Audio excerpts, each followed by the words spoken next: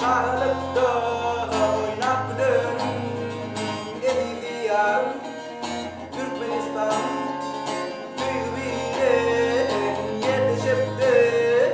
yetişipti Hayırlı aklında adım yakalar çatarıp eli diyarım Türkmenistan Recep Kakım öğüdüttü, öğüt veripti seni söylemeyi Atababalarımızın ruhisinin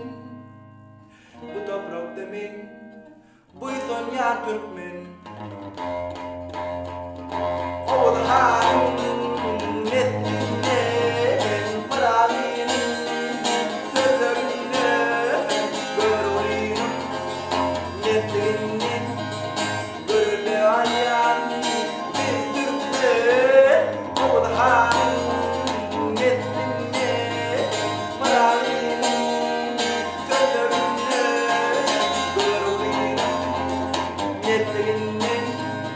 görüle ayan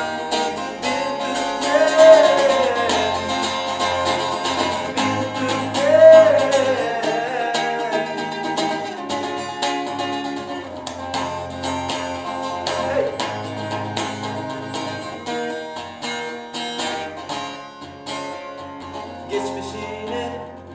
hiye çıkmadık Geleceğini kurup bilme Ve toprağı yürüktün kıymedik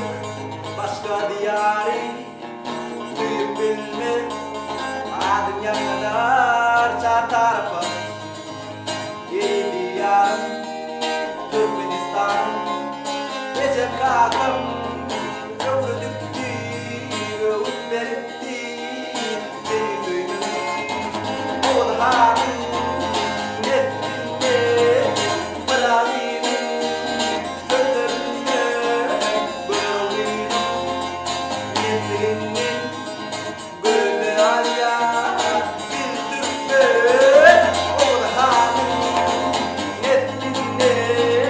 görürüm netliğinden paralinin sözlerinden böyle alya bir Türkmen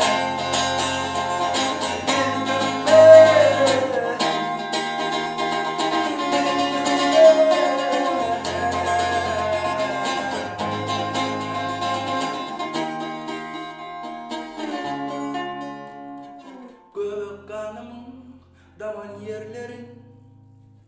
ıydaralap yeni buysun yan sana